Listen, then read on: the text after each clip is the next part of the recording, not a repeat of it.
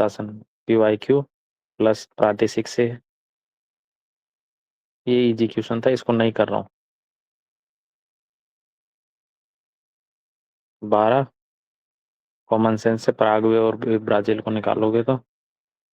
13 एकदम common sense, कुछ नहीं करना। 14 इससे दे एक दूसरे को वो करोगे तो आराम से आ जाएगा, पढ़ने की भी जरूरत नहीं है इन पे। 15 इसमें तो खुद ही आंसर दिया है, इस स्टेटमेंट को पढ़ लो और इसकी एक्सप्लेनेशन निकाल लो। 16 मैंने बताया गवर्नमेंट स्कीम के बारे में, पॉजिटिव अप्रोच। 16 ये मैं तुम्हें करवा चुका हूँ, चलो इसको हटा देते हैं। 17 कॉमन सेंस लगा लोगे, सोलर फ्लेयर और घूर्णन पानी उधर उधर जाएगा तो कॉमन सेंस से भी लगा सकते हो, इसके लिए कोई ज्यादा दिक्कत नहीं। इसको हटा देते हैं। 17 इजी था। चलो ये इस टाइप के क्वेश्चन मैं बार बार करा चुका हूँ।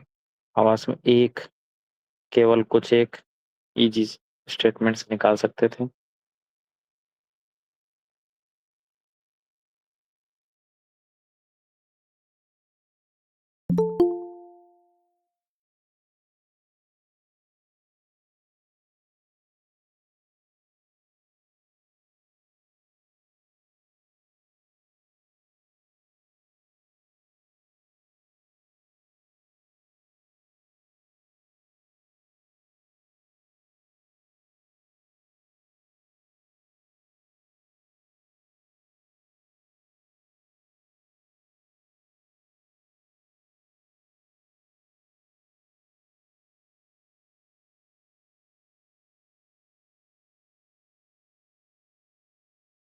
मोनोक्लोनल एंटीबॉडी हो गया, ये आप कहीं भी नहीं रट के जा सकते ये सारी चीजें, इनको तो आपको अप्लाइड पार्ट से ही करना पड़ेगा। और मैं बोल रहा हूँ ये 27 क्वेश्चन तो वो है जो अप्लाइड वाले हैं, इजी क्वेश्चन तो मैंने काउंट ही नहीं किया 20 पेपर में। चलो शुरू करते हैं यहाँ से। भारतीय राज्य व्यवस्था के संदर्भ में निम्नलिखित कथनों पर विचार कीजिए, कौन से सही है। अध्यादेश मूल अधिकारों को न्यून कर सकता है? नहीं भाई, फंडामेंटल राइट्स को तो नहीं कर सकता, क्योंकि बेसिक स्ट्रक्चर का पार्ट है और बेसिक स्ट्रक्चर को संविधान संशोधन के अलावा उसको नहीं किया जा सकता। दो काट दो, दो काट दो, दो काट दो, आंसर इज 1 एंड 3। मैं अभी ये नहीं बता रहा कि इसमें क्या क्या हो सकता है, कौन सा ऑप्शन, मैं बस बता रहा हूँ कि क्या आपको पर ध्यान देने की जरूरत थी इस स्टेटमेंट। चलो अगला।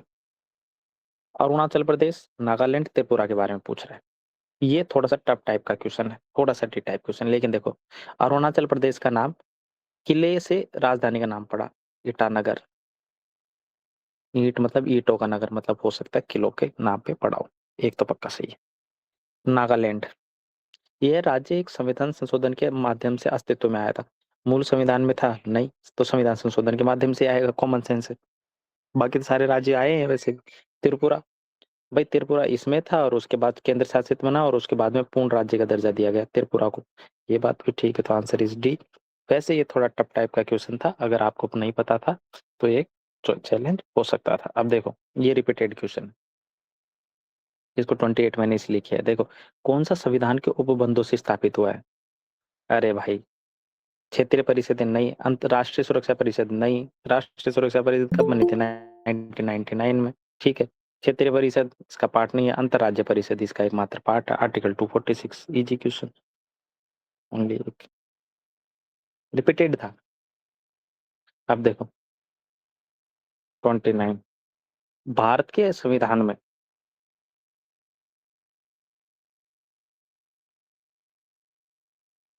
किसका ए है?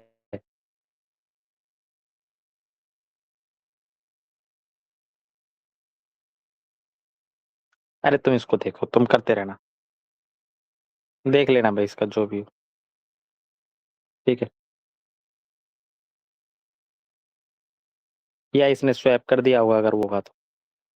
मैंने पहले टाइप टी बोल दिया, उसके लिए इतना तूफानी दुखी मत हो।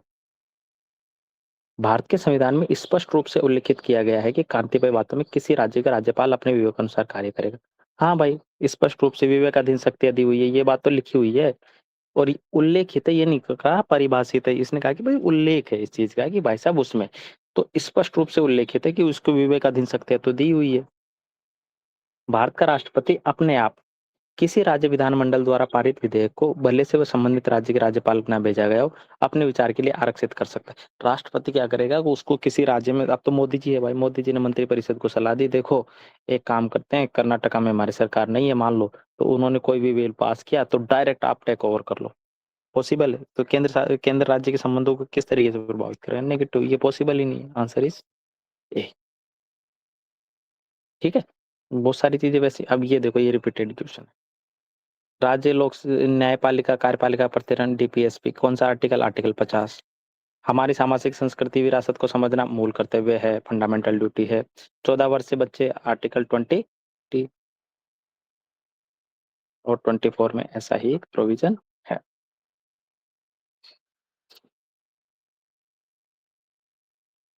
चलो, भारत के संविधान में यदि पांचवी अनुसूची का अधीन किसी राज्य को लाया जाता है, रिपीटेड क्वेश्चन, उस क्षेत्र में राज्य सरकार अपनी कार्यपालिका शक्ति खो देती है और स्थानीय निकाय पूर्ण प्रशासन ग्रहण कर लेता है। एक्सट्रीम वर्ड एलिमिनेट कर सकते थे। संघ की सरकार कांतिपाई परिस्थितियों में राज्यपाल की सिफारिशों पर ऐसे राज्यों को पूर्ण प्रशासन अपने हाथ में ले सकती है। संघ की सरकार विशिष्ट परिस्थितियों में राज्यपाल की सिफारिश पर पूर्ण, अरे भाई प्रेसिडेंट के साथ पास जाएगा ना, राज्य के संघ की सरकार के पास कैसा चला जाएगा? है कि नहीं?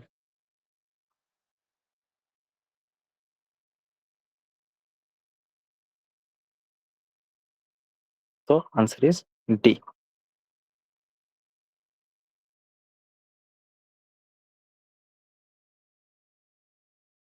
भाई आगे से अगर कोई मुझे सलाह दे रहा है ना, तो पहले आंसर की चेक कर लो, और मेरे क्लास में ज्यादा ज्ञानी मत बनो। शिल्पा तेरे लिए लास्ट टाइम बोल रहा हूँ, या तो तू गलत आंसर देना बंद कर दे, या फिर चुपचाप अपना फोन को साइलेंट रख और चुपचाप कर ले। लास्ट के 2 दिन बचे हैं, बिना काम में लोड मत ले। तेरे को आंसर देने की जरूरत नहीं है, इसका आंसर सी है, यूपीएससी के आंसर की में भी सी है, तू कहाँ देख रही है? और स्मार्ट बनते बिना काम में। निम्नलिखित युग्मों युग्मों पर विचार कीजिए, कितने युग्म सही है? अब देखो इसने क्या किया है। हम्म।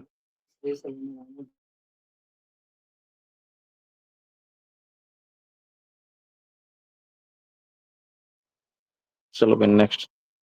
कोयर बोर्ड भारी उद्योग मंत्रालय, ऑटोमेटिव बोर्ड वाणिज्य मंत्रालय, राष्ट्रीय व्यापार सूचना केंद्र लघु एमएसएमई। अब देखो इसने क्या किया होगा।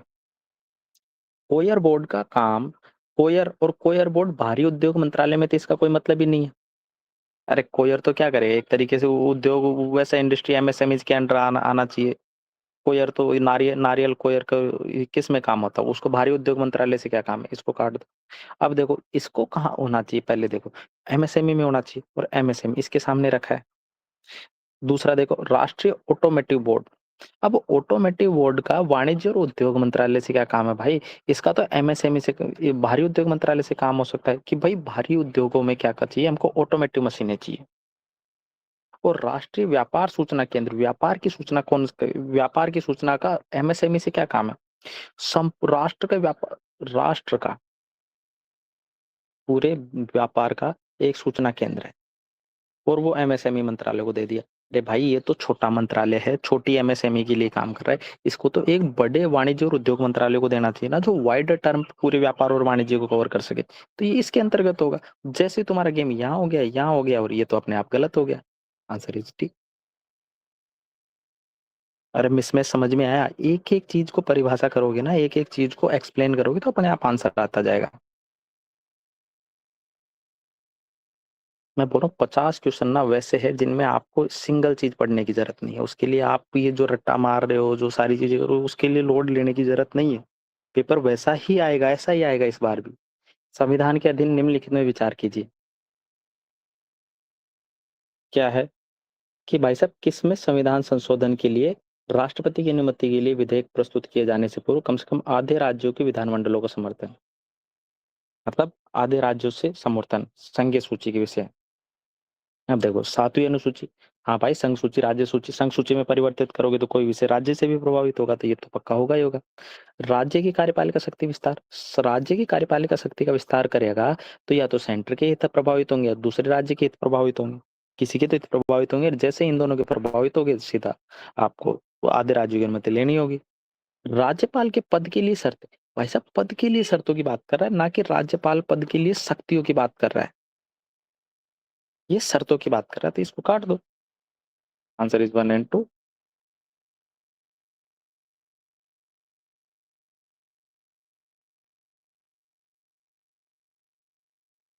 भारतीय राज्य व्यवस्था के संदर्भ में निम्नलिखित कथनों पर विचार कीजिए भाई। किसी राज्य के राज्यपाल अपने पद की शक्ति और दायित्वों का प्रयोग निष्पादन के लिए किसी न्यायालय के प्रति उत्तरदायी नहीं है। सही है, ये तुमने बेसिक भी पढ़ा है। राज्यपाल के विरुद्ध किसी पदावधि के दौरान कोई दंडिक कार्रवाई नहीं की जाएगी, ना ही रखी जाएगी, उसकी अनुमुक्ति प्राप्त है। किसी राज्य विधानमंडल सदन के अंदर कही गई बात के लिए किसी भी न्यायालय के कार्रवाई के लिए उत्तरदायी नहीं होगा। ये तो उनकी संसदीय विशेष अधिकारों का पार्ट है। Answer is 1 2 3। Polity easy question, ये बेसिक कंसेप्ट है। अब देखो, ये और भी मजेदार सवाल है, अच्छा सवाल है, लॉजिक वाला। देखो, कितने प्राकृतिक गैस और नियामक बोर्ड, ये यूपीएससी का 2000 लास्ट अभी हमने लेटेस्ट पेपर किया, कौन से किया, 2019 का। उसमें एक बोर्ड था और वो प्रथम बोर्ड ऐसे लगा था, संवैधानिक प्रथम संवैधानिक निकाय है, सांविधिक निकाय है, ऐसे करके एक स्टेटमेंट आया था इसी बोर्ड पे। रिपीटेड है ये। अब इससे ये क्या पूछ रहा है कि कितने चीजों को विनियमित करता है। अब देखो, रेगुलेट किस चीज को करेगा भाई? प्रोडक्शन होती है एक चीज, एक होती है उसका परिष्करण, संग्रहण और वितरण, उत्पादों का विपणन और विक्रय। भाई देखो, परिष्करण किया, संग्रहण किया और वितरण किया, वितरण में उसका विपणन भी शामिल और विक्रय भी शामिल। अरे होगा कि नहीं? इस चीज से सहमत हो? तो ये तो पक्का हो गया, 2 और 3 तो पक्का है। अब देखो, कच्चे तेल का उत्पादन और प्राकृतिक गैस का उत्पादन, मतलब ये दोनों में से नाम है प्राकृतिक गैस नियामक बोर्ड, पेट्रोलियम और गैस का है। तो या तो इसका आंसर होगा 4 या इसका आंसर होगा 2। इतना क्लियर है? अब देखो, इसमें दिमाग क्या लगाना था, अभी तो यहाँ इसको छोड़ के चले जाना था, अब तो इसको छोड़ के चले जाना था। अब आपका हो गया बी, अब वापस दोबारा करने आया। अब आपने सोचा कि भाई साहब ये उत्पादन भी कर रहा है, परिष्करण भी कर रहा है, संग्रहण भी कर रहा है, वितरण भी कर रहा है, विपणन भी कर रहा है और विक्रय भी कर रहा है। भाई एक ऑर्गेनाइजेशन है ये, बोर्ड है ये, और प्राकृतिक रेगुलेटरी बोर्ड है। और उत्पादन का काम तो भाई साहब और मंत्रालय जो बना रखे हैं वो उत्पादन और वो खनिज अनिज वाले क्या करेंगे फिर? बाकी अगर सारा ये काम ये कर देगा, यही बोर्ड कर देगा, तो कहीं ना कहीं या तो 2 होगा या 4। उत्पादन और वितरण और विपणन तो नहीं होगा इसका आंसर। इस टाइप वाले क्वेश्चन का गेम ये है कि आपको अब 2 का डाउट, अब ऐसे मान लो ये होता 2 and 3, 1 and 4, तो यहाँ पे तो आपका डाउट बढ़ जाता कि या तो उत्पादन करेगा या विपणन करेगा। लेकिन इसमें तो गेम ही खत्म है, कोई भी करता हो, या उत्पादन भी करता हो तो हमको भी दिक्कत नहीं, विपणन परिसंस्करण करता हो तो भी दिक्कत नहीं। Answer is B.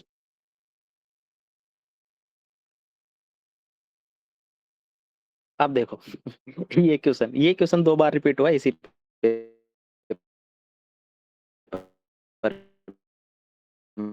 इकोनॉमिक्स के। भाई तुम्हें ये पता है फिजिकल डेफिसिट क्या होता है, रेवेन्यू डेफिसिट क्या होता है, revenue income minus revenue expenditure. Physical deficit क्या होता है? बजट घाटा, बजट बजट डेफिसिट, और उसमें से क्या घटा दो, आपकी उधारियां, एक तरीके से सीधा सीधा। प्राइमरी डेफिसिट क्या होता है कि भाई जो आपका घाटा है ना, जो भी आपका घाटा हुआ है उसमें से जो उधारी चुकाई है वो घटा दो। बेसिक कंसेप्ट है तीनों। ठीक है, चलो ये देखते हैं। अरे आपको ये भी नहीं पता ना, तो इसी में आंसर दे देगा। राजस्व व्यय कितना हुआ भाई का? 80,000 करोड़ रुपए। और राजस्व प्राप्ति कितनी हुई? 60,000 करोड़ रुपए। तो राजस्व घाटा 20,000 करोड़ रुपए, कोई दिक्कत ही नहीं है। एक पक्का आंसर है, एक पक्का आंसर है, एक पक्का आंसर है। राजकोष से घाटा 10,000 करोड़ का। अब बोल रहा है कि 10,000 करोड़ रुपए की उधार कर ली, तो भाई फिजिकल डेफिसिट क्या हुआ? मार्केट से उधारी ले ली। अब तो फिजिकल डेफिसिट क्या हुआ कि भाई एक तो रेवेन्यू डेफिसिट था 20,000 करोड़ का बचा, उसमें से उसने क्या लिया? कैपिटल इनकम ले ली 10,000 करोड़ की, तो फिजिकल डेफिसिट कितने रह गया? 10,000 करोड़ का रह गया भाई। अब बोल रहा है और 6,000 करोड़ रुपए का ब्याज भुगतान को भी प्रदर्शित करता है। अब ये बोल रहा है कि भाई साहब इसने क्या कर दिया कि इनके अलावा ना उसका 6,000 करोड़ रुपए क्या था कि उसने ब्याज का भुगतान किया था, इस वजह से ये खर्चा था। तो प्राइमरी डेफिसिट है ही भाई। फिजिकल डेफिसिट में से प्राइमरी डेफिसिट के लिए फिजिकल डेफिसिट में से क्या करो कि जो ब्याज के लिए हो चुका है, जो ब्याज भाई ये तो पुराना खर्चा है, उन्होंने किसी ने लोन लिया होगा और उसका ब्याज चुका रहा हूँ तो वो उसका घाटा क्यों मानूं। तो उसको उन्होंने बोला प्राइमरी डेफिसिट, तो वो 4,000 का होगा। अब देखो, अगर तुम्हें ये भी नहीं पता ना तो कॉमन सेंस भी लगाओगे ना। कुछ भी नहीं पता, मान लो ये परिभाषा भी नहीं पता, 10 में से 20 गए तो 20, 10,000 यहाँ से जोड़ दो तो 10 बचा होगा, फिर 10,000 में से 6 गया तो 4,000 बचा होगा। कैलकुलेशन ठीक है, answer is one. INSTC repeated question UPSC का। ए, मध्य एशिया यूरोप को ईरान से होते हुए, अब देखो मध्य एशिया चीन से होते हुए, चीन से कैसे जोड़ेगा भाई। हमको आंख नहीं सुआ था। दक्षिण पूर्वी एशिया को बांग्लादेश और म्यांमार से जोड़ते हुए, ये कौन सा प्रोग्राम है, इसको देख लेना, कलादान मल्टी मॉडल वाला। ठीक है, भारत को यूरोप को अजरबैजान होते हुए, अरे भाई यहाँ पे ये मध्य एशिया से जोड़ो ना, यूरोप को अजरबैजान से जोड़ते हुए कहानी बना रहा है इसका, ईरान से होते हैं। रिपीटेड क्वेश्चन था। विश्व के दो प्रमुख इथेनॉल उत्पादक दो देश है, ब्राजील है और संयुक्त राज्य अमेरिका है। की तुलना में ब्राजील अधिक इथेनॉल उत्पादन करता है। अरे भाई एक देख, एक है विकासशील देश, एक है विकसित देश, यूएस यूएसए और क्या, ब्राजील। अब बोल रहा है इथेनॉल कौन उत्पादन कर, अरे भाई जिस आदमी के पास पूरी इकोनॉमी है, सारी टेक्नोलॉजी है, मक्का का खूब दबा के उत्पादन करता है, बड़ा क्षेत्रफल है, ज्यादा संसाधन है, तो वो कैसे ब्राजील उससे आगे निकल जाएगा। फर्जी स्टेटमेंट बना रहा है। जहां संयुक्त राज्य अमेरिका इथेनॉल उत्पादन के लिए प्रधान फीड स्टॉक मक्का का करता है, ब्राजील किसका यूज करता है, गन्ना का करता है। सही है, ब्राजील में गन्ना होता है, तुम्हें पता है, यूएसए में मक्का होता है, ये सूअरों को भी मक्का खिलाते थे फीड स्टॉक। बेसिक कंसेप्ट है, अगर आपने कहीं भी थोड़ी मूवी वूवी हॉलीवुड की देखी होगी तो जितनी भी मूवी है मक्का ही उगाता रहता है यूएसए वाले। तो जैसे तुमने ये किया, एक सही नहीं है, दो सही है। अरे कर सकते थे। चलो अगला। विश्व बैंक ने चेतावनी दी है कि कोई, मतलब भारत में कुछ ऐसे प्राइमरी स्टेट बन सकते हैं जहां वेट बल्ब टेम्परेचर नियमित तौर पर 35 डिग्री सेंटीग्रेड से अधिक होगा। इससे क्या निहितार्थ है। आर्द्र बल्ब तापमान, मतलब आर्द्रता भी होगी और तापमान भी होगा, और वो 35 डिग्री, 35 डिग्री में हाई ह्यूमिडिटी हो जाती है। तो क्या रहेगा, शरीर चिपचिपा चिपचिपा रहेगा अगर ज्यादा आर्द्रता है तो। अब देखते हैं। और ये चेतावनी है, मतलब ये कोई बड़ी प्रॉब्लम हो सकती है। अब तुमने नहीं पढ़ा भाई, कुछ भी नहीं पढ़ा, वर्ल्ड बैंक ने बोला है। और ये देखते हैं। सर्वाधिक संभावना है कि प्रायद्वीपीय भारत बाढ़, उष्णकटिबंधीय चक्रवात और सूखे से ग्रसित रहेगा। पता नहीं, हो सकता है रहे, हो सकता है ना रहे, देखते हैं। मानव समेत सभी प्राणियों की उत्तरजीविता प्रभावित होगी, क्योंकि उसके लिए पसीने शरीर के तापमान को निकालना मुश्किल हो जाएगा। अरे भाई ह्यूमिडिटी रहेगी और टेम्परेचर रहेगा तो तापमान निकलेगा नहीं। अरे बाकी लोगों को स्क्रीन दिखाई दे रहा है, ठीक है। तो जैसे दूसरा ठीक हो गया, अब देखो सर्वाधिक संभावना है, इंग्लिश देखो इसकी। अब देखो इस टाइम में ना, इस टाइप में ना, अब इसीलिए मैं बोल रहा हूँ, जब भी डाउट हो थोड़ा देखो, most likely affirmative statement generally सही होते हैं। Survival of human will be affected by सेल्डिंग their body heat through become difficult. Become difficult की बात कर रहा है, ये बोल रहा है कि खराब हो जाएगा, बंद हो जाएगा और जिंदा मर जाएंगे, ऐसे नहीं बोल रहा है, ये अफर्मेटिव बोल रहा है इसमें।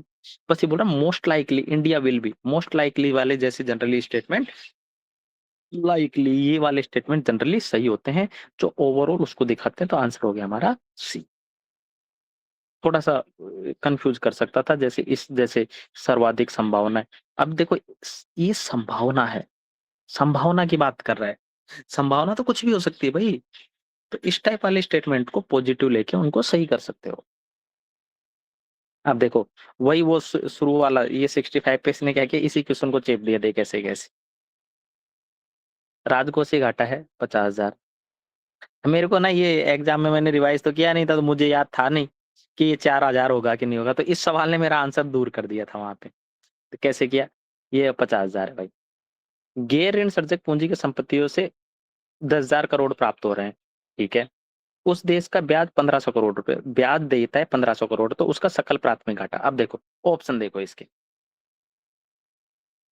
51,500। भाई कैसे हो जाएगा 1500? इसका राजकोषीय घाटा कितना, 50,000।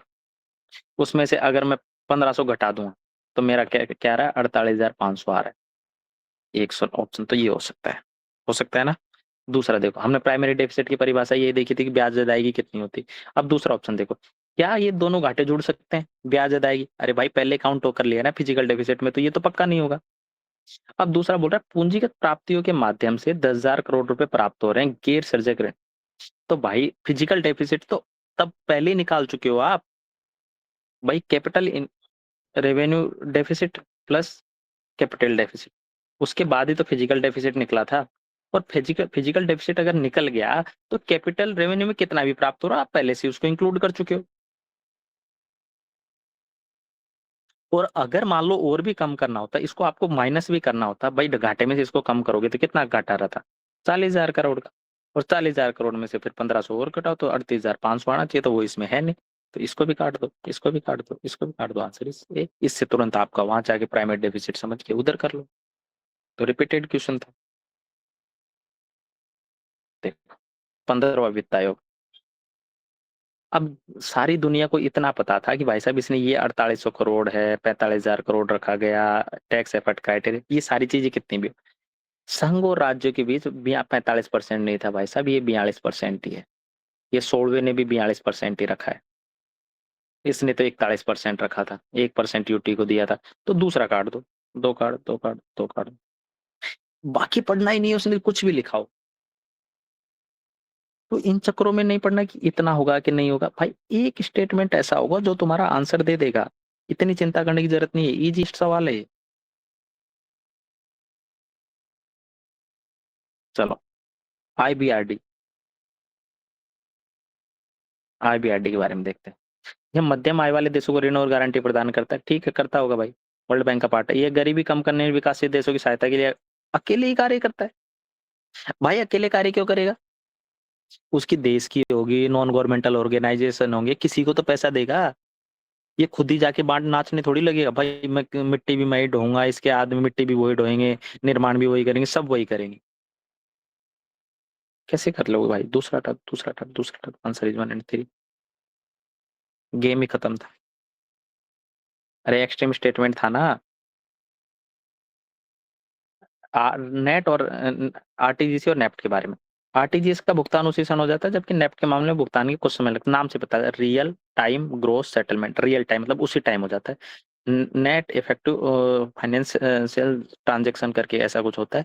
तो नाम से पता चल रहा है कि थोड़ा तो टाइम ये लेता होगा, इसके नाम से पता चल रहा है। नेफ्ट और आरटीजीएस के पहला तो ठीक है, मतलब ये गया इन तीनों में से एक आंसर है। आरटीजीएस के ग्राहक आवक लेन देन के लिए प्रभार लिया जाता है जबकि नेफ्ट नहीं। भाई दोनों ही आरबीआई रेगुलेट करता है, तो एक के लिए लेगा, एक के लिए क्यों नहीं लेगा? आरटीजीएस के कांतिवय दिनों के प्रचालन घंटे सीमित है जबकि नेफ्ट में नहीं। नहीं भाई दोनों 24/7 लागू। बेसिक कंसेप्ट है, 2 साल पहले का करंट अफेयर है, थोड़ा पता होना चाहिए कि भाई क्या क्या अपडेट हो रहा है, ये सारी चीजें तुम्हें पता होनी चाहिए। यूपीआई कहाँ कहाँ लागू होगा? बांग्लादेश लागू होने देगा? बताओ। अरे बांग्लादेश लागू होने देगा? चल निकलना, डंडा मार के भगाएगा। अच्छा, मैक्रोन तो मोदी जी का परम मित्र है, वो तो चलाएगा ही चलेगा, रोज ही इंडिया में पड़ा रहता है। सिंगापुर के साथ इनका व्यापार खूब चलता है। और यूएई तो मोदी जी की अब नई दूसरी टेरिटरी है, आधे इंडियन तो वहीं रहते हैं। जर्मनी तो बहुत दूर है, जर्मनी का क्या काम इंडिया से, हमारे रिलेशन ठीक है, लेवल तक नहीं। अब देखो ये एक सवाल, पीएम सौर घर मुफ्त बिजली योजना है, इसका लक्ष्य आवासीय सेक्टर में 1 करोड़ घरों की छतों पर सोलर पैनल लगाना है, 1 करोड़ घरों पर। फैक्ट गलत हो सकता है, इस टाइप के क्वेश्चन ना जनरली गलत करके आ सकते हो। तो इसके लिए मैं, ये ऐसा कुछ नहीं है कि आप 100% सारे सवाल सही करोगे, पर कुछ एक सवाल गलत भी होंगे तो उनके लिए टेंशन नहीं लेनी है। दूसरा, नवीन और नवीनीकरण ऊर्जा मंत्रालय का लक्ष्य छतों पर सौर पैनल लगाने, उनके प्रचालन और उनकी मरक आधार पर प्रशिक्षण प्रदान करना। ये तो जेनेरिक स्टेटमेंट है, दो तो पक्का सही होगा, दो सही होगा, दो सही होगा, दो सही होगा। अगला, इसका लक्ष्य क्षमता निर्माण के स्कीम घटक के अंतर्गत नए कौशल सिखाकर कौशल को उन्नयन कर 3 लाख से अधिक। देखिए ये नहीं बोला कि केवल 3 लाख, ये बोल रहा 3 लाख से अधिक कुशल जनशक्ति। हाँ भाई तीसरा भी सही है। ये भी कट गया। अब टाइप वाई पे आ गए आप।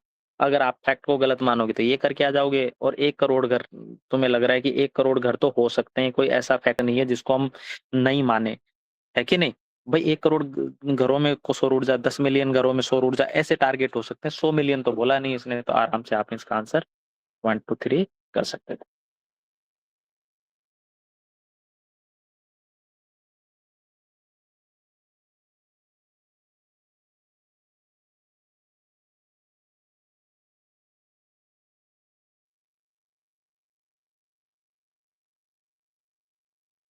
चलो, राजद्रोह मेरा धर्म हो गया है। अरे भाई कहाँ करेंगे, चंपारण सत्याग्रह के दौरान तो गांधी जी खूब लल्लू पल्लू थे, इनकी कौन मानता था उस टाइम, नए नए थे।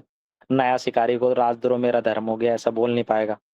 भारत छोड़ो आंदोलन के समय तो एकदम मोदी जी करो और मरो पे आ गए थे। मोदी जी ने एकदम मैं मोदी जी बोल दूं तो गांधी जी समझो, गांधी जी बोलूं तो मोदी जी समझो, ठीक है? और कल की अवतार के बाद का अवतार बोलूं तो भी मोदी जी समझा करो, ठीक है? ये सारी चीजें मतलब पर्यायवाची है। चलो, लंदन के द्वितीय गोलमेज सम्मेलन। अरे भाई उस गोलमेज सम्मेलन में मोदी जी जबरदस्ती तो राजी हुए थे, वैसे ही परेशान थे। ठीक है, तो आंसर गलत हो गया। ठीक है, आंसर इज बी। क्रॉस कर सकते थे, तीनों ऑप्शन आराम से क्रॉस कर सकते थे। कब धर्म होगा? नाम से ही पता चल रहा है, नमक कानून तोड़ रहा है तो राजद्रोह कर तो रहा है, अधिकार तोड़ रहा है तो। नाचती हुई लड़की, रिपीटेड क्वेश्चन यूपीएससी का, किससे बनी है? कार्नेलिया से नहीं, इसको तो मैं फोटो डाल दूंगा भाई, मैंने इसको पकड़ा हुआ है हाथ में, अभी मैं गया था पिछले साल। मृतिका नहीं। कांसे में है। सोने की है नहीं। सोने की तो नहीं होगी। चलो, लीगल डिफेंस किसने प्रदान किया? अब देखो ऐसे गेमों में अब सरकार किसकी, ये भी तुम्हें अंदाजा लगाना पड़ेगा, कौन सी सरकार है। भगवान के अवतार वाली सरकार है ये। तो देखो, अब देखो, जिन्ना के ऊपर सवाल बनाते हैं, जिन्ना का तो कोई पिछले यूपीएससी के 20 साल के पेपर देखो उसमें।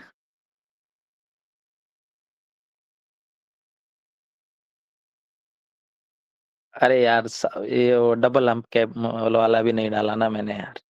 फिर तुम लोगों को ऐसे लगेगा ये आदमी कितना घूमता है, इसलिए मैं तुम लोगों को जलाना नहीं चाहता। चलो, जिन्ना तो निपटाई दो। ठीक है। सैफुद्दीन के चलो को वो खुद पकड़ के ले गए थे, उसको खुद डंडा मार रहे थे, तो उसको तो खुद लीगल डिफेंस की जरूरत थी, वो दूसरों को क्या करेगा? ठीक है। दूसरा, मदन मोहन मालवीय मोदी जी की गवर्नमेंट में, महामना की सरकार में, यही आंसर है, दूसरा सोचना ही नहीं है। किसका इरा चल रहा है? मोदी इरा। सीआर दास। सीआर दास कहाँ बेचारे लीगल डिफेंस करेगा, वो भी चोरा चोरी कांड में।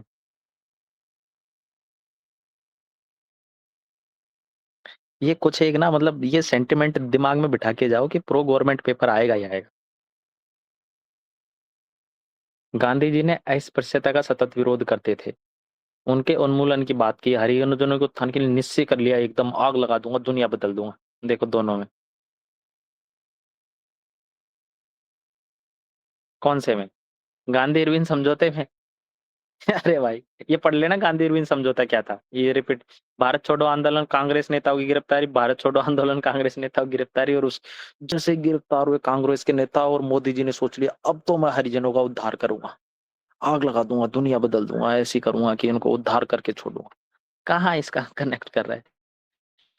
1935 एक्ट में कहाँ, कैसे कैसे कनेक्ट कर रहे हो? पूना पैक्ट में हुआ था भाई साहब। अम्बेडकर जी ने नानी याद दिला दी थी, तो उन्होंने कहा कि नहीं नहीं, इनका भाई जरूरी है।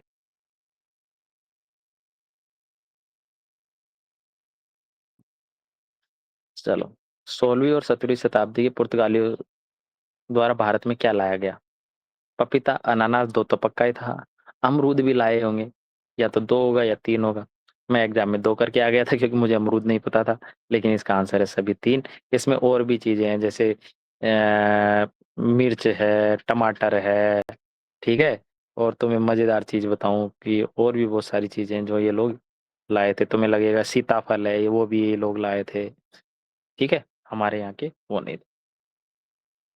टाइम जोन 4 से अधिक है। इस टाइप के क्वेश्चन टाइप टी वाले हैं, इनको छोड़ के भी आ सकते हो अगर आपको नहीं पता तो, क्योंकि इसमें गलत होने के चांस है। जैसे डेनमार्क के बारे में सोचोगे तो लगेगा कि छोटा सा देश है, ठीक है। न्यूजीलैंड के बारे में लगोगे छोटा सा देश है कि भाई ये तो द्वीप में, लेकिन ये द्वीपों में है तो इसमें तो हो सकता है। ऑस्ट्रेलिया बड़ा है तो इसमें हो सकता है। अरे ये रामानंद सागर ने बनाई है, अभी हनुमान जी गवावा खा रहे थे तो हनुमान जी सच में थे। यार तुम लोग कभी कभी तो फिल्मी बातें ऐसी करते हो ना कि हनुमान, रामानंद सागर को पता था कि तब अमरूद होते थे कि नहीं होते थे?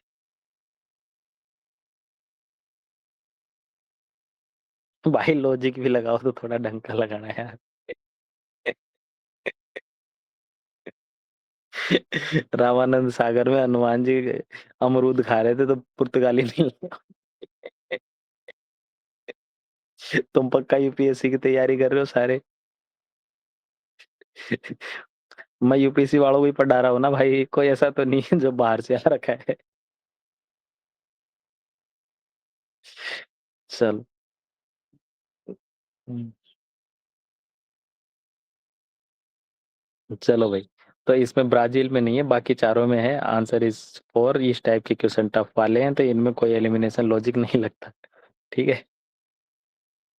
चलो। कौन सा सही है? साइबेरिया में अनादिर और अलास्का के नोम एक दूसरे से 1 ही किलोमीटर दूर है, किंतु जब इन शहरों के लोग जागते हैं तो नाश्ते के लिए तैयार होते हैं तो अलग अलग दिन होते हैं। एकदम जेनेरिक स्टेटमेंट है, कोई फैक्ट नहीं है। ये बोल रहा है कि भाई ऐसा इसने कहीं से उठाया और उसको ऐसे कैसे छाप दिया, तो पक्का ये तो पक्का है ये कट गया। अब देखते हैं। और ये भी कट गया। टाइप भी आ गया। जब अनादिर में सोमवार होता है तो नोम में मंगलवार होता है। यहाँ पे गेम है। गेम कितना इजी है देखो। अलास्का की बात कर रहा है और साइबेरिया की बात कर रहा है। अलास्का कहाँ है? अरे अलास्का और साइबेरिया में एक दूसरे की तरफ कौन है? अनादिर है साइबेरिया में और नोम है अलास्का में।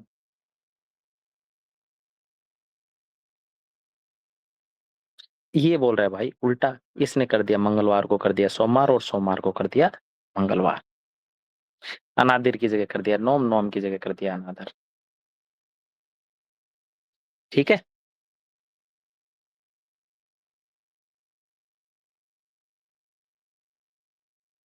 आंसर इज, भाई ये इससे तुम्हें पता लग जाएगा साइबेरिया और अलास्का से जो ईस्ट होगा उसमें तो पहले होगा ना भाई, सीधी सी बात है, कॉमन सी बात है। आत्मसम्मान आंदोलन रिपीटेड क्यों उसने पेरियार, दोनों के बारे में पढ़ लेना भाई। अब देखो ये क्वेश्चन इजी था। कैसे इजी था? भाई तुम्हें पता है चिली में लिथियम एबीसी त्रिकोण तुमने पढ़ा हुआ है। बोत्सवाना अफ्रीका में, और अफ्रीका हीरो के लिए प्रसिद्ध है। एक और दो तो सही। इंडोनेशिया दिक्कत।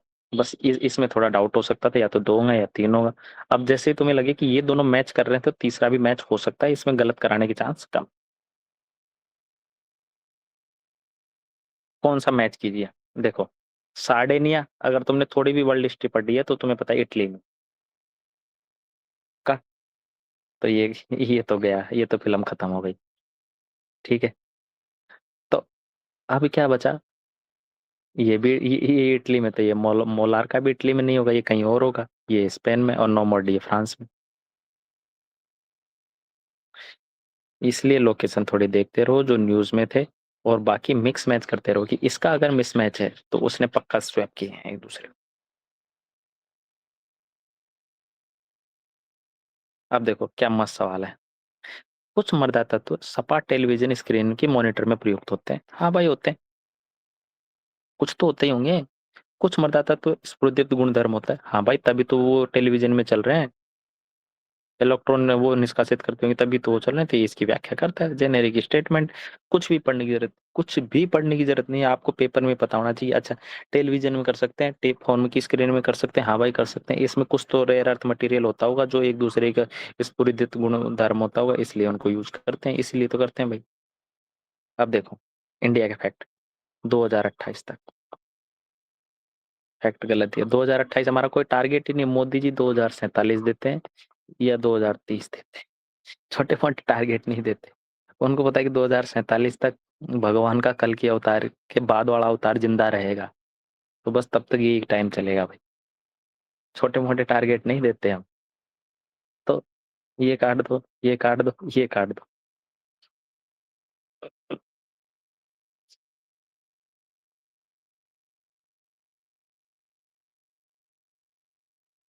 क्या है, कौन सा अभी नहीं नहीं कटेगा नहीं, इसने पूछा सही नहीं है, गलत कर देते अभी तो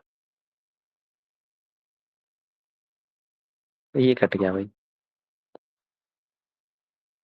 कवच जर्मन के सहयोग से? अरे भाई जर्मन से तो हाफमैन बुश टेक्नोलॉजी थी। कवच तो हम खुद ही बनाएंगे, और जर्मन वाले के सहयोग से बनाते तो उसका नाम Hoffman Bush, Pappu man Bush, top man Kush बनाते, ऐसा नाम रखते ना, उसका कवच क्यों रखते? दूसरा भी पक्का गलत है। फिल्म दे रहा है एक और दो, कौन से में, या तो इसमें है या इसमें। कवच प्रणाली स्टेशन सेक्शन के ट्रैक पर लगे आरएफआईडी टैग होते हैं। अरे भाई एमर्जिंग टेक्नोलॉजी है, कुछ भी टेक्नोलॉजी का यूज तो करेगा ही करेगा। तो आरएफआईडी एमर्जिंग, नई टेक्नोलॉजी, न्यू टेक्नोलॉजी का एमर्ज करेगा। तो ये तो गलत हो गया, गलत हो गया, गलत हो गया आंसर समझ में आया कैसे किया? आई होप कि समझ में आ गया हो। चलो, सूक्ष्म गुरुत्व अनुसंधान को प्रोत्साहित और समर्थित करते हैं। मैं तो आलो पाबो करके आया था, लेकिन इसका आंसर नहीं है। इन्होंने बोला है कि स्पेडेक्स और एक्सियोम करते हैं। गगनयान एक मेड इन स्पेस फ्लाइट जाने के लिए हम लोगों ने किया है, और वो इसका पार्ट नहीं है, तो इसका आंसर है दो। ये टाइप डी वाले क्वेश्चन है तो गलत होते हैं, इनके लिए आपका कोई सवाल समाधान नहीं है। कुछ सवाल गलत होंगे, नहीं तो आपके मेरे जैसे लोगों के तो फिर 200 में 200 नंबर आने चाहिए। अरे तभी तो भाई 102 आए ना, नहीं तो 180 आने चाहिए थे। तो क्वेश्चन गलत होंगे, लेकिन सही भी बहुत होंगे। भारत की रक्षा के संदर्भ में अब देखो मजेदार सवाल। डोर्नियर तुम्हें पता है समुद्री गश्ती विमान वायुयान है, हाँ है ये डोर्नियर। तुमने भी देखा है कि डोर्नियर, थोड़ा थोड़ा तो पढ़ते रहते हो कि नाम से पता चला डोर्नियर एम्फीबियन है, जल में भी और उसमें भी। IL-76। अब देखो इस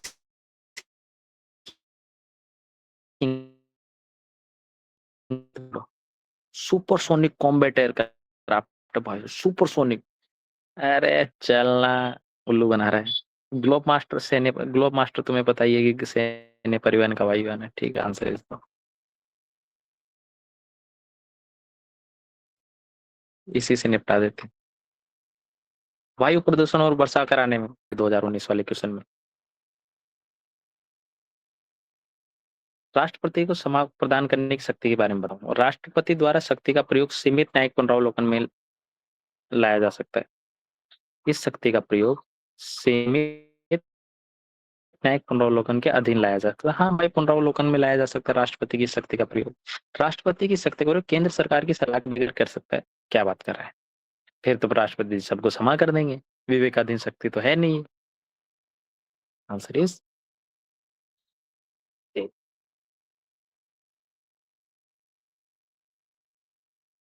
चलो। लोकसभा के विघटन के पश्चात होने वाले लोकसभा के पहले अधिवेशन से ठीक पहले अध्यक्ष अपने पद रिक्त नहीं करेगा। ये तो जेनेरिक स्टेटमेंट है, यूपीएससी का रिपीटेड क्वेश्चन है। अभी थोड़े दिन पहले किया था कि वो अपना पद नहीं छोड़ता जब तक दूसरी लोकसभा नहीं आती। एक तो सही है, सही है, सही है, ये कट गया। भारत का संविधान उपबंधों के दौरान लोकसभा के कोई सदस्य अध्यक्ष के रूप में निर्वाचित होने के बाद राष्ट्रपति दल से तुरंत त्याग पत्र देगा। संविधान के उपबंधों के अनुसार। दूसरी फिल्म काट दो, दूसरी काट दो। Answer is 1 and 3। तीसरा पढ़ने की जरूरत ही नहीं, गेम खत्म हो गया। आंसर इज सी।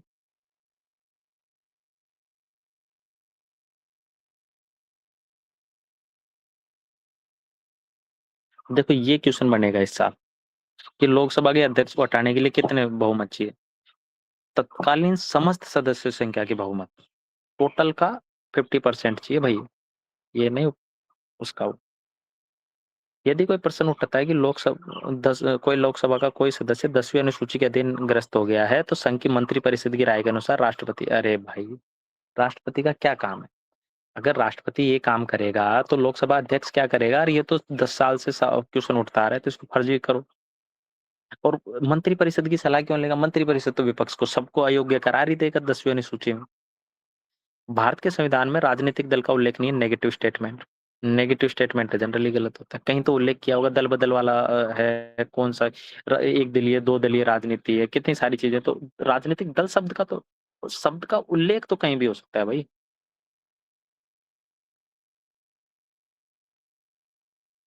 ठीक है।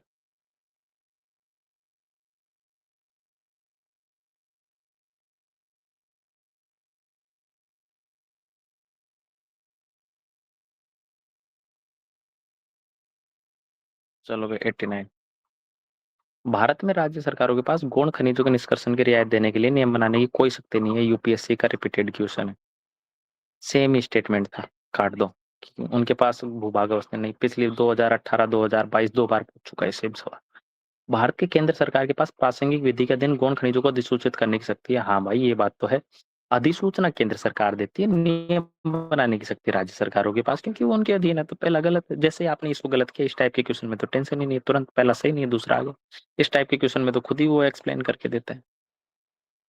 अब देखो, जलवायु परिवर्तन जैव विविधता की हानि के नियंत्रण हेतु कौन कौन करेगा? एफएओ। कोई काम है इसका एफएओ के? नेचर रिस्टोरेशन लॉ ला लाएगा? कानून ला रहा है। कानून लाने के लिए क्या होना चाहिए? उसके पास अधिकारिता होनी चाहिए। अधिकारिता किसके पास होगी? जिसकी संसद होगी, तभी तो वो कानून बनाएगा। और ओईसीडी, ओईसीडी तो अपने आप में ऑर्गेनाइजेशन है। यूरोपियन, हाँ ये कर सकता है। वर्ल्ड बैंक का इससे क्या काम है? और मैंने तुम्हें बताया, जहाँ पे भी ईयू आ जाए, प्रो एनवायरमेंट की बात हो जाए, प्रो कोऑपरेटिज्म की बात हो जाए, तो वो सारी चीजें ईयू ही नापता रहता है हर जगह। पुराने पीवाईक्यू में 1000 बार बता चुका हूँ, ऐसा कुछ भी नहीं है जो मैं पहली बार बता रहा हूँ। अब देखो फिर से कौन सा सही नहीं है, ये हाईलाइट करके देखो। पहले बोल रहा है मध्यवर्ती और पंचायती सभी राज्य में विद्यमान है। ना भाई, 20 लाख से कम राज्य वालों में वो नहीं है। मध्यवर्ती स्तर पर पंचायत के सदस्य होने के लिए पात्र किसी व्यक्ति को 30 वर्ष की आयु का होना चाहिए। क्या बात कर रहा है भाई, 21 वर्ष की दिया हुआ है, तुम लोगों ने 30 वर्ष कहाँ से लिया है? तो कौन सा सही नहीं? एक और दो तो गलत है, एक और दो गलत है, तीसरा भी देखना पड़ेगा इसमें। किसी राज्य के मुख्यमंत्री, मुख्यमंत्री मध्यवर्ती पंचायतों के लिए वित्तीय दशा, अरे भाई फिर गवर्नर क्या करेगा? मुख्यमंत्री किस कब से हेड होने लगा? चल फर्जी क्वेश्चन। बिम्स्टेक के बारे में, जनवरी 2025 तक 7 सदस्य देशों ने मिलकर एक क्षेत्रीय संगठन था। मे भी होगा। ढाका घोषणा नहीं भाई, ये तो बैंकॉक घोषणा पत्र से बना था 1997 में। ये तो बहुत बेसिक स्टेटमेंट है, इसको तो काट दूंगा। भारत, श्रीलंका, थाईलैंड और नेपाल। नेपाल तो भाई कहाँ नेपाल की औकात है, इसको तो बाद में लिया होगा। और श्रीलंका जैसे गरीब से, नेपाल जैसे देशों को तो कहाँ ही संस्थापक सदस्यों में शामिल कराओगे? हट फर्जी। पर्यटन उपक्षेत्र, ये हो सकता था। एक और चार कहीं है क्या? एक और चार, चार हो सकता था, लेकिन चार इसलिए नहीं कटेगा क्योंकि थोड़ा सा फैक्ट है और इस टाइप के क्वेश्चन जनरली गलत हो सकते हैं। इसके लिए मैं बस इतना ही कह सकता हूँ। इसमें इसके आतंकवाद भारत को दिए हुए हैं, ये इसके पार्ट नहीं है, ये नेपाल के अंडर है। अब गांधी शांति पुरस्कार सबसे लेटेस्ट किसको मिला था? किसको मिला था? कौन सा ऑर्गेनाइजेशन था? अभी गीता प्रेस गोरखपुर को खूब न्यूज में रहा था। अब मान लो तुम्हें नहीं पता किसको भी मिला हो, कोई पुरस्कार है, लेकिन उसकी ज्यूरी बनानी है। कोई ऐसा ज्यूरी बता दो जिसमें भारत का राष्ट्रपति और प्रधानमंत्री दोनों एक साथ शामिल हो। आज तक पढ़ी है तुमने कोई ऐसी? ना। तो इसको उठाओ, इस फर्जी आदमी को उठाओ। अगर विपक्ष का नेता है तो प्रधानमंत्री होगा। अरे भाई मोदी जी है, भगवान का अवतार आ गया, तो फिर अब कहाँ जरूरत है किसी की? तो एक और दो और चार तो है। दो और चार, दो और चार नहीं है, दो और चार नहीं है, दो और चार इसमें। अब देखो, या तो ये होगा ये होगा। अब भारत का मुख्य न्यायमूर्ति को ले सकते हैं क्योंकि गांधी शांति पुरस्कार है। ऐसी बड़े बड़े उसमें अगर विपक्ष और वो है तो उसको शामिल किया जा सकता है, इसलिए पॉजिटिव अप्रोच लेके हम इसको गवर्नर को शामिल मान लेंगे। गवर्नर क्या, लोकसभा अध्यक्ष, वही इसको। अब देखो गगन के बारे में पूछ लिया, कुछ नहीं, फिल्मी फिल्मी है। देखो, इसका लाभ केवल विमानन को ही मिलेगा किंतु परिवहन के अन्य साधनों को नहीं। क्यों? मना कर दिया, मना किया हुआ इसने। इसके कोई ऐसा वो लगा दिया कि नहीं नहीं जी भाई, आप इसको तो दोगे ही नहीं दूसरों को टेक्नोलॉजी। अरे भाई, रेल के लिए भी किया जा सकता है, विमान के लिए भी किया जा सकता है, युद्धक विमानों के लिए भी किया जा सकता है। जैसे तीसरा काटोगे या तो ये होगा या ये होगा। अब देख लो, इससे अधिक उच्च गुणवत्ता का यातायात प्रबंधन, वायु गुण। हाँ भाई, दूसरा तो जेनेरिक स्टेटमेंट है, दूसरा सही है, आंसर इज डी। अब देखो, इसे अधिक सटीकता और विश्वसनीयता करता है, इससे अधिक गुणवत्ता वाला, ये दोनों थे एक स्टेटमेंट है, तो ये दोनों तो पक्का सही है, एक और दो तो पक्का सही है, ये भी कट गया, ये भी कट गया, या तो ये होगा या ये होगा। तीसरा देख लो, परिवहन केवल, ओनली, ओनली से काट दो, तुरंत काट दो, आंसर इज डी। चलो, ग्रैंड पेले में कोई शिखर सम्मेलन हुआ एआई को लेकर, ठीक है, चलो देखते हैं भाई। अन्य देशों के साथ साथ यूएस, यूके ने भी समावेशी और सतत एआई विषय घोषणा पर हस्ताक्षर की। भाई, ये अन्य देशों का नाम लिख रहा है और उसके साथ यूएस और यूके। ट्रम्प है भाई उसका नाम। उसको तो अवतारों में गिना ही नहीं जाता, वो तो सुपर गॉड है, भगवानों के ऊपर भगवान। वो कहाँ साइन करेगा ऐसी छोटी मोटी चीजें।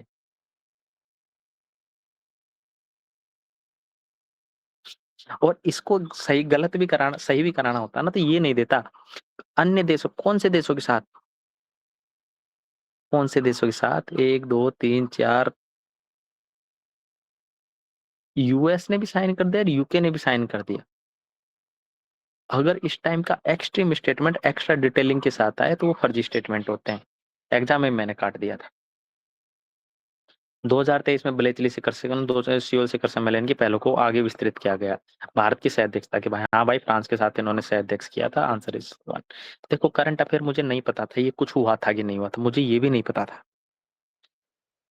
इसमें बहुत सारे क्वेश्चन जो, जैसे ये करंट अफेयर का सवाल है, ये भी मुझे नहीं पता था। तो करंट अफेयर के लिए परेशान होने की जरूरत नहीं है। करंट अफेयर बहुत सारी चीजें थी, इस पेपर में मुझे 1% भी करंट अफेयर नहीं पता थे, लेकिन मैं वो सारे पेपर कर रहा हूँ ना, सारे क्वेश्चन कर रहा हूँ ना आपके अकॉर्डिंग। अरे उनमें करंट अफेयर की कहीं जरूरत पड़ रही है? नहीं है। तुमने जितना पढ़ा है that is more than sufficient, मैं तुम्हें बार बार यही बता रहा हूँ। अरे तुम्हें कोई ऐसे फैक्ट है जो तुम अभी रट्टा मार रहे हो, वो कहीं इस पेपर में दिख रहे हैं? नहीं है।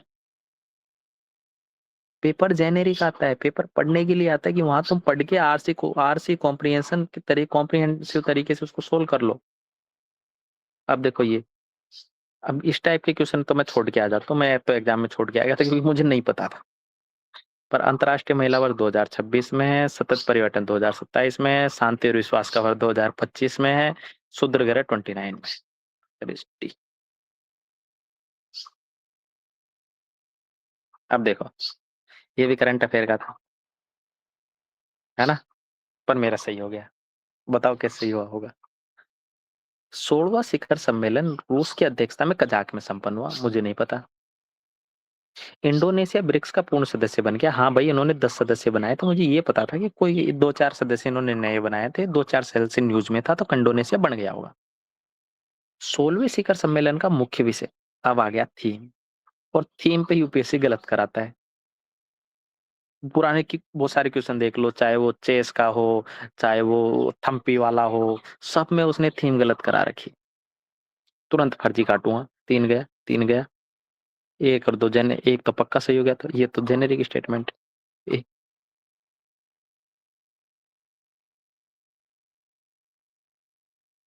चलो लोकपाल के बारे में, लोकपाल के सही पूछ रहा है। लोकपाल भारत के पदासीन प्रधानमंत्री के विरुद्ध हकीकतों की जांच नहीं कर सकता। अरे नहीं भाई, मोदी जी की एक ही तो आदमी है जो जांच कर सकता है, लेकिन उसके लिए भी से कुछ परसेंटेज सदस्यों की अनुमति चाहिए, 75% के आसपास। पर ये जांच कर सकता है भाई, ऐसा कोई चीज नहीं होगी छोटी होगी जिसमें तीन तो, चलो, चार पक्का गलत है। देखते हैं। अध्यक्ष सदस्य के अलावा धारण करने के लिए 45 वर्ष की कम आयु के व्यक्ति नहीं होना चाहिए, ये बात तो सही है। 45 वर्ष से कम आयु के व्यक्ति लोकपाल बन के क्या ही करेगा? तो ये तो दूसरा तो पक्का सही है। दूसरा मान लेते हैं एक बार, नहीं सॉरी, तीसरा सही है, तीसरा सही है। इन दोनों में से एक आंसर होगा, ये भी कट गया। संसद का कोई सदस्य किसी संसद संघ शासित क्षेत्र में विधानमंडल का कोई सदस्य इसका अध्यक्ष नहीं होगा, ठीक है। केवल भारत का मुख्य न्यायमूर्ति, और चाहे वो पदधारी हो उस, अरे भाई, मुख्य न्यायमूर्ति होगा तो कितनी लिमिटेड चॉइस हो गई। और इसी को संशोधन करके उसने बोला था हाई कोर्ट सुप्रीम कोर्ट का जो जज रहा हो वो उसकी अध्यक्षता कर सकता है। इसको आप काट दोगे एक्सट्रीम स्टेटमेंट। जैसे ही आपने दो काटा आपका आंसर आ गया ए। एक को तो इसने पहले काट दिया खुद ने। चलो अब देखो स्वैप कैसे करता है। ये लर्निंग है तुम्हारी। प्रथम खो खो विश्व कप हुआ।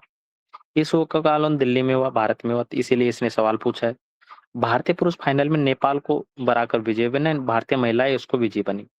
अब देखो या तो अब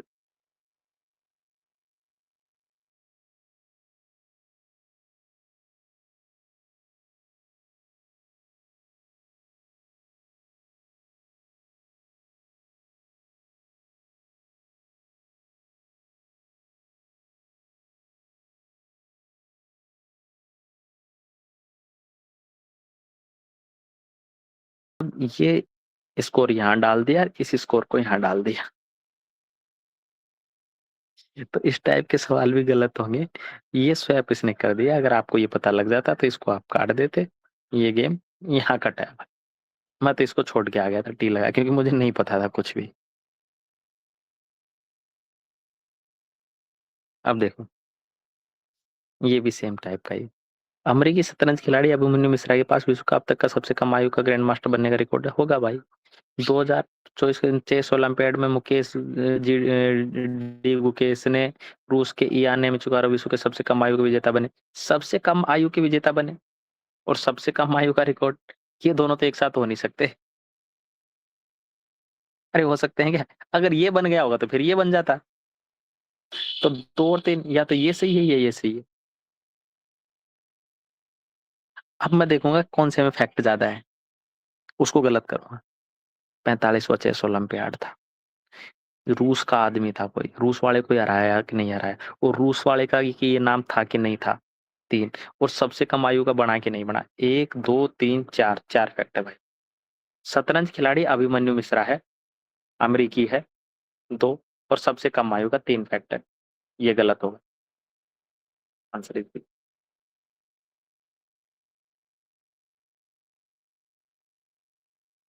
तो मेरे हिसाब से आपके 100 क्वेश्चन मैंने करवा दिए। आप अगर चाहो कि इजी क्वेश्चंस को ढूंढना लॉजिकल वाले तो आप ढूंढते रहना। मेरे अकॉर्डिंग इस पेपर में 100 में से 50 क्वेश्चन ऐसे हैं जिनके लिए आपको कुछ भी पढ़ने की जरूरत नहीं है अब, क्योंकि उतनी तैयारी आपकी हो चुकी है।